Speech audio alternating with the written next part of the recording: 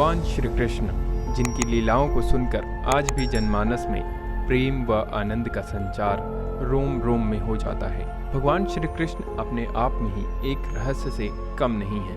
कोई उन्हें योगेश्वर कहता है तो कोई रास प्रेमी, कोई गाय चराने वाला नटखट ग्वाला पुकारता है तो कोई गीता का ज्ञान देने वाला परमेश्वर। उनकी लीलाएं आज भी रहस्य हैं।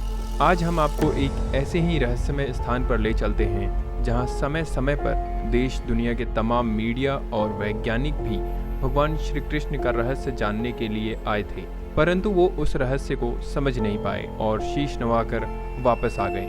नमस्कार दोस्तों, आज हम आपको निधिवन के एक अद्भुत रहस्य के बारे में बताने वाले हैं। निधिवन ब्रजभूमि वृंदावन का एक ऐसा स्थान है, या यूं कहें कि एक ऐसा धाम है जहां भगवान श्री कृष्ण आज भी आते हैं, परंतु आज तक जिसने भी उनसे मिलने या उन्हें देखने का दुस्साहस किया, या तो उसकी मौत हो गई या फिर वह पागल हो गया। कहते हैं कि यहाँ रात को भगवान श्री कृष्ण आते हैं और राधा सहित सभी गोपियों संग रासलीला करते हैं। एक मान्यता यह भी है कि समस्त गोपियाँ दिन में पेड़ों के रूप में रहती हैं और रात में भगवान श्री कृष्ण के आने पर सभी पेड़ गोपियों में परिवर्तित हो जाते हैं। सच क्या है यह आज तक कोई नहीं जान पाया है। यहाँ के पेड़ भी अद्भुत हैं। जैसे पेड़ वृंदावन के इस निधिवन में देखने को मिलते हैं, वैसे पेड़ विश्व में कहीं भी देखने को नहीं मिलते। उन्हें देखकर ऐसा लगता है कि जैसे पेड़ आपस में गले मिल रहे हों। शाखाएं आपस में ऐसे लिपटी हुई हैं जैसे दो प्रेमी मिलते हैं। शाम होते ही निधिवन परिसर से सभी लोग बाहर निकल जाते हैं और यहाँ तक कि पशु पक्षी भी वहाँ नहीं रहते। निधिवन मंदिर में शाम की आरती होने के बाद दातुन, वस्त्र, माखन, मिश्री आदि रखकर सेज लगा दी जाती है। इसके बाद मंदिर को बंद कर दिया जाता है। चारों तरफ से ताले लगा दिए जाते हैं और मंदिर के पुजारी भी यहाँ नहीं रुकते, वह भी अपने घर चले जाते हैं। कहते हैं कि भगवान श्री कृष्ण जब यहाँ आते हैं तो उस समय यहाँ कोई भी उपस्थित नहीं होता। सुबह होते ही जैसे ही उस मंदिर के ताले खोले जाते हैं तो वहाँ कुछ ऐसा दृश्य में दिखता है जो सभी के होश उड़ा देता है।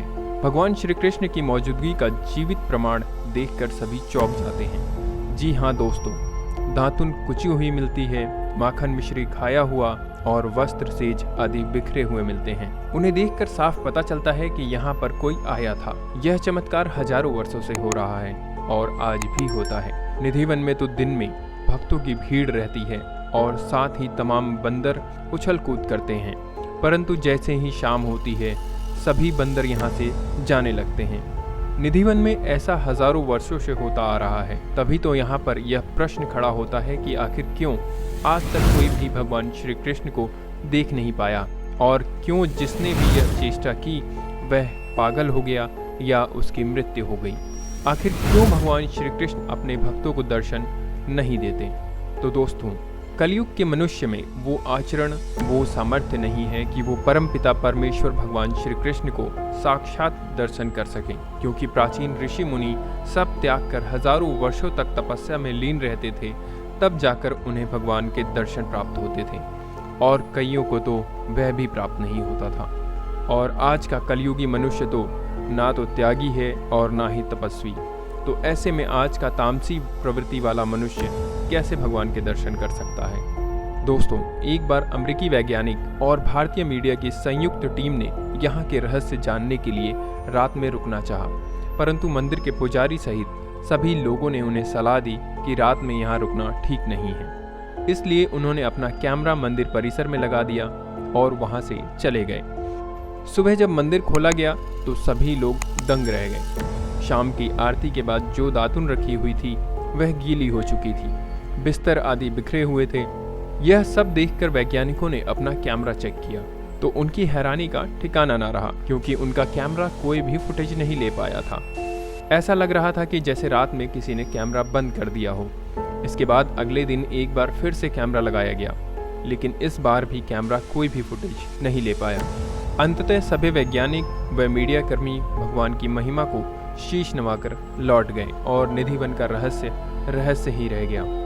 आज से लगभग 2 दशक पूर्व संत राम नामक एक राधा कृष्ण का भक्त था, जो जयपुर से वृंदावन यहाँ के बारे में सुनकर आया था। और वह भगवान की भक्ति में इतना खोया था कि उसने निधिवन में रात को रासलीला देखने की ठान ली और रात में छुपकर चुपके से निधिवन में बैठ गया। सुबह जब मंदिर खोला गया तो वह बेहोश पड़ा मिला। उसे जब होश आया तो वह अपना मानसिक संतुलन खो चुका था और कुछ भी बताने की स्थिति में नहीं था। कहा जाता है कि इसी प्रयास में इससे पहले भी कई लोगों की मृत्यु हो चुकी है। निधिवन में तुलसी व मेहंदी के पेड़ ज़्यादा हैं, परंतु यह सामान्यतः तुलसी के पेड़ों से बिल्कुल अलग हैं। यहाँ काफ़ी बड़े आकार में ऐसे तुलसी के पेड़ भी हैं जो कहीं नहीं मिलते। तो दोस्तों, आज हमने बात की निधिवन के रहस्य की, जो आज तक अनसुलझी है और जिसने कई वैज्ञानिकों की टीम को भी हैरान कर दिया। निधिवन के बारे में आपकी क्या राय है? आप क्या सोचते हैं? हमें ज़रूर बताएं।